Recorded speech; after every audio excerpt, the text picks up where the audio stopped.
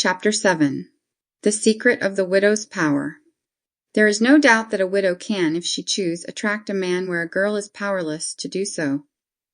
She has a charm which is irresistible when she pleases to exercise it. This power lies greatly in her knowledge of man-nature. It lies also in her taking a man just as he is. Instead of wounding his vanity by trying to make him conform to her ideas, she makes him pleased with himself as he is. Girls have sharp corners which hurt a man if he runs against them. Widows never have. Girls are unkind, widows never are. Girls like to tease and ridicule a man. A widow is too wise to do so. Girls will wound even a man who is not sensitive. A widow soothes. Girls never remember a man's feelings. A widow never forgets them. She has studied one man thoroughly. She knows his peculiarities, his weaknesses, his strong points, his likes and dislikes. In knowing one man well, she knows his sex. She has learned well what will please one man. In learning that she knows what will please all men. She has learned to sink her own individuality. She has learned to follow and has no desire to lead. She knows that men like to be obeyed. She knows they like their ease. She knows they would rather be amused, entertained, than to dance attendance. She knows that the best way to entertain a man is to make him talk of himself or his hobby. She never minds how much he rides this hobby when he is with her. A girl would forbid its entrance. A widow may even get up and ride with him.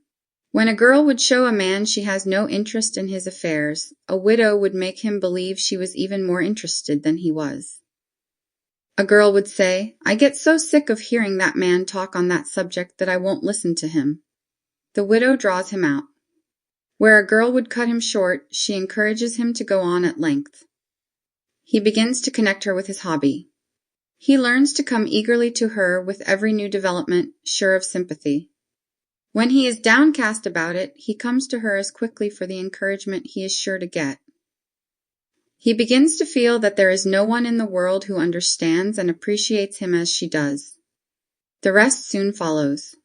A widow is sympathetic. She is sincere in that sympathy. She has suffered and feels for all who suffer. She can understand a heartache because she knows what it is to have her dearest earthly hopes shattered. Her life is a disappointment, and she can weep with those who have been disappointed. She has found out that life is not a bed of roses only, but has many thorns. She will help soothe the wounds that thorns have made in other hearts. She knows that men have troubles, little or great, and she knows too much to give him any more.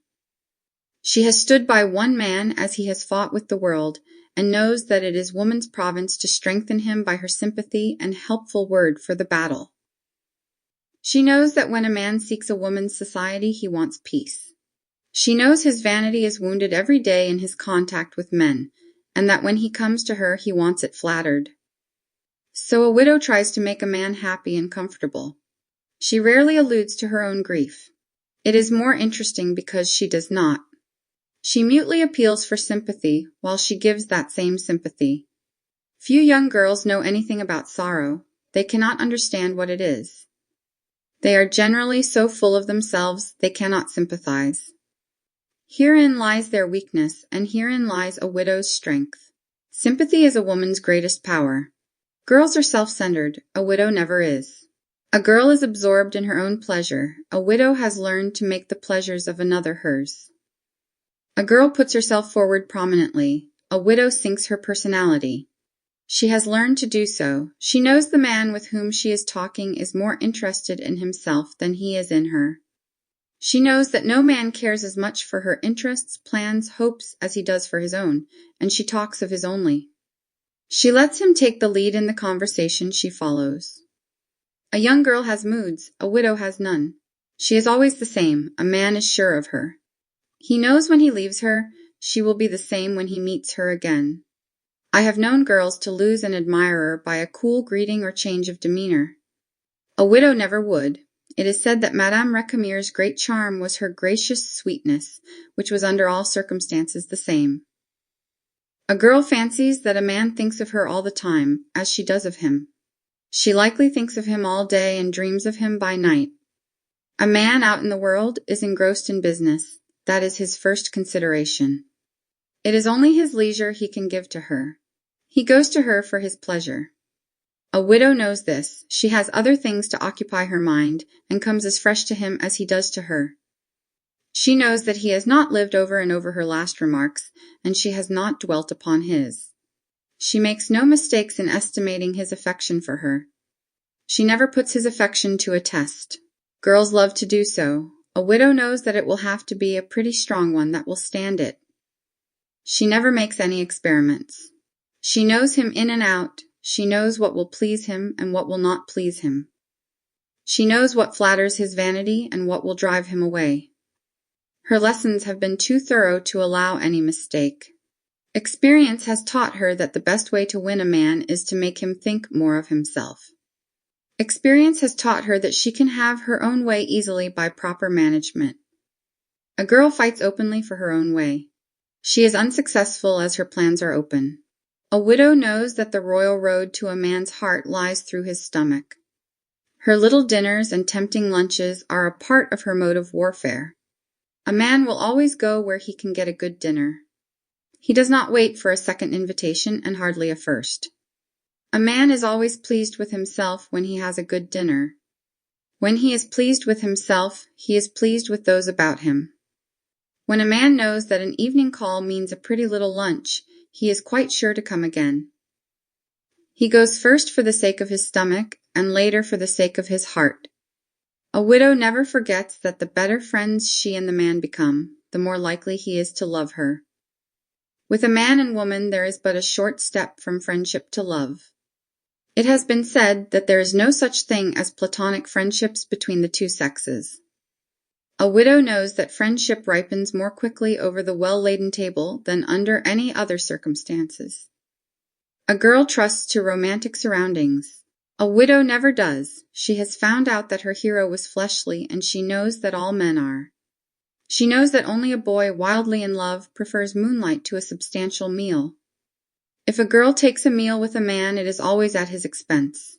A widow never allows a man to spend much, if any, money upon her. She knows just how little he cares about doing so. She has heard the opinion of one man strongly expressed on that subject. She will not put one stumbling block in a man's way. A widow knows how to dress. She knows just the kind of dresses a man likes. She rarely is given to display. She chooses quiet tones or continues to wear black. Costly apparel, she is well aware, will frighten away a man of limited means. She studies herself and how to dress so as to make the best of both. Her art is so perfect that it is hidden. A widow is in no haste to wed. Many do not wish to do so at any time. She does not have to marry for a home. She either has inherited one or is able to support herself. She has no fear before her eyes of being an old maid. Years do not lessen her chances as they do a girl's. She does not pretend to be young. Youth is not her attraction. In these respects she is as independent as a man. It is not matrimony alone she cares for if she marries, but a congenial companion. If she does not meet the right one this year, she may the next. She can afford to wait. A widow is conscious of her power. That gives her a good command of herself.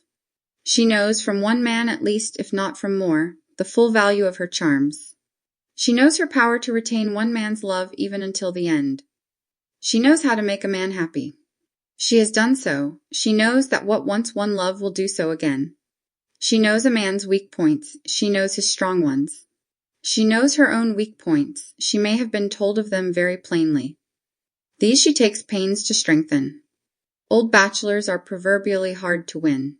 When one does marry, it is almost always a widow. She only seems to know how to attract him. She knows what a hard fight it will be, and sets deliberately about doing it. She knows he is selfish. Only a selfish man tries to avoid family ties and troubles. Your warm-hearted, unselfish men always marry. A widow is not shocked at his selfishness. She has not looked for perfection. She helps him be selfish. She makes him look upon her as one who will encourage his pet foibles. She shows him that she will help him with them. Instead of having to give up for her, my dog and my cat, she will pet my dog and my cat. Yet a widow has a great drawback.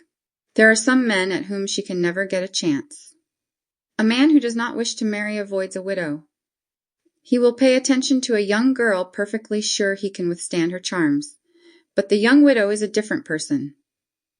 He knows that if he allows himself to begin there, he cannot break off. Dickens gave the keynote to the whole situation when he said, "Samoville, beware of the widders." For ages, Samovilles who do not wish to marry have obeyed that injunction.